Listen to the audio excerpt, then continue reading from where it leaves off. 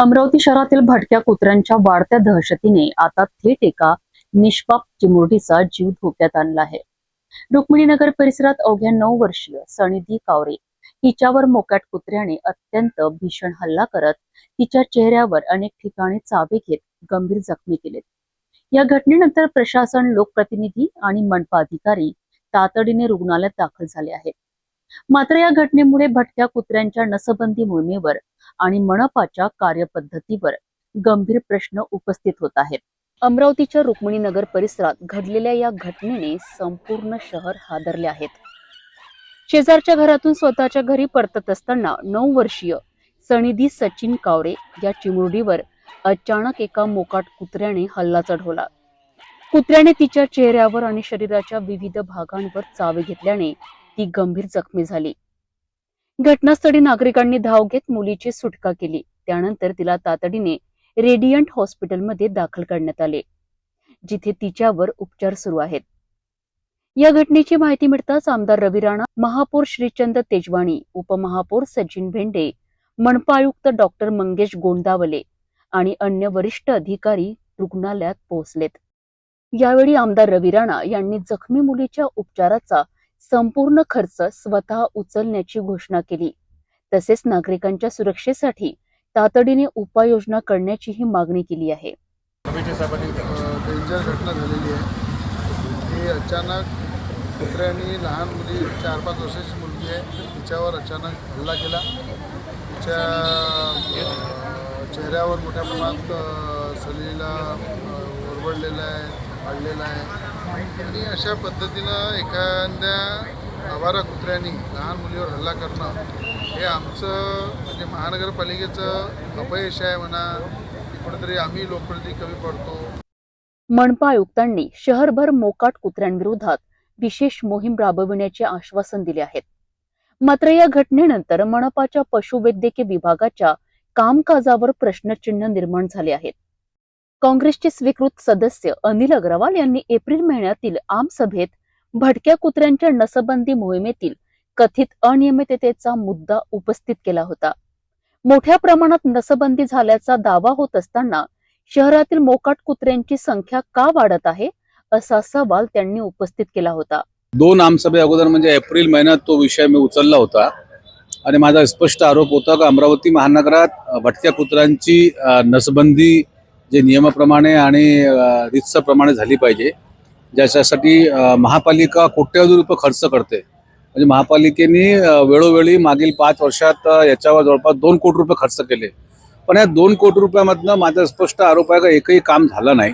फक्त कागदावरच त्यांनी ती नसबंदी केली आणि हा पूर्ण प्रशासकीय काळापासून सुरू झालेला जो भ्रष्टाचार होता, त्याच्यामुळे अमरावतीकरांना काय भोगावं लागते त्याची त्या सकाळ झालेली घटना आहे।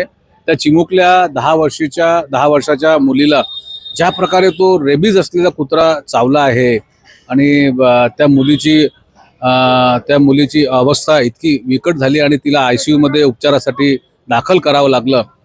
आता माझी मागणी तुमच्या निमित्तानं अशी राहील, त्या मुलीच्या उपचाराकरिता, संपूर्ण उपचाराकरिता म्हणजे वैद्यकीय आणि स्वास्थ्य उपचाराकरिता जे काही खर्च येईल दवाखान्याचा किंवा बाकी औषधांचा वगैरे, ते संपूर्ण खर्च महापालिकेने विशेष बाब म्हणून, मग ते महापौराने तशी व्यवस्था करावी किंवा आयुक्तांनी तशी व्यवस्था करावी आणि विशेष बाब म्हणून त्या आर्थिकरित्या कमकुवत असलेल्या त्या परिवारामधल्या त्या मुलीच्या उपचाराकरिता संपूर्ण खर्च महापालिकेने करावं।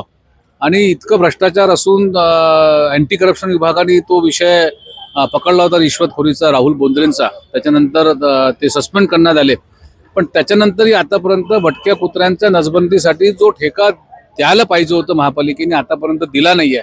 तुमच्या माध्यमाने मी सत्ता पक्षाला आणि प्रशासनाला विनंती करेल की तो जो ठेका आहे भटक्या कुत्र्यांच्या नसबंदीचा, तो लवकरात लवकर द्यावा आणि तो ठेका घ्यायला जितक्या काही एजन्सी इच्छुक असेल त्या एजन्सींना मी याच्या अगोदर वृत्तपत्राच्या माध्यमाने आवाहन केलं होतं, पुन्हा तुमच्या माध्यमाने आवाहन करतो, ज्यांना काम करायचं असेल त्यांनीच तो फक्त ठेका घ्यावा।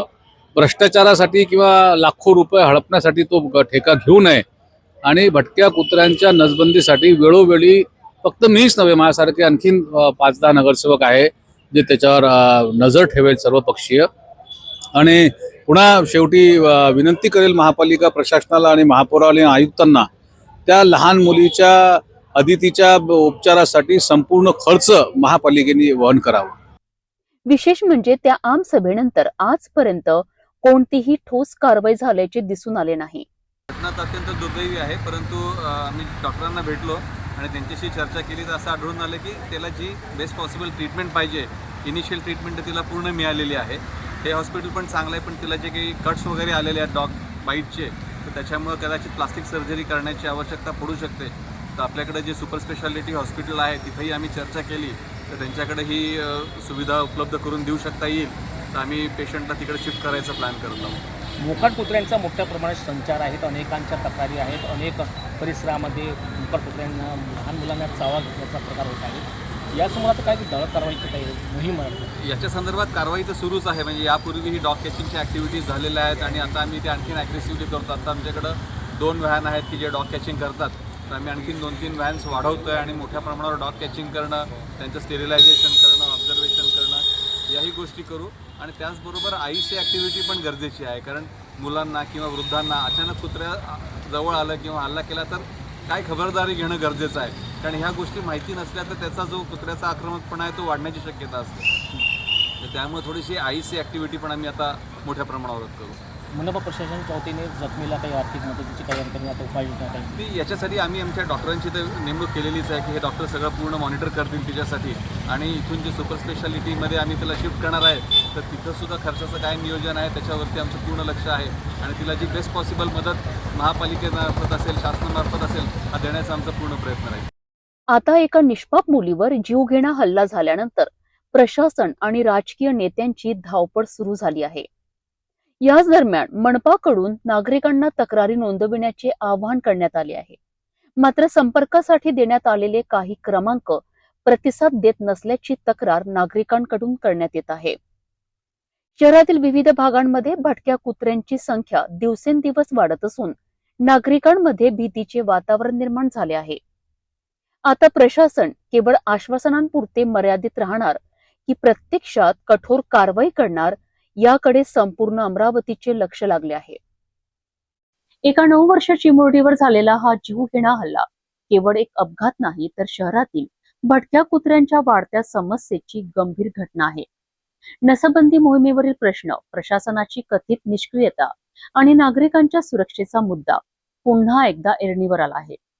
आता आश्वासनापलीकडे जाऊन ठोस कारवाई होते का हे पाहणे महत्त्वाचे ठरणार आहे.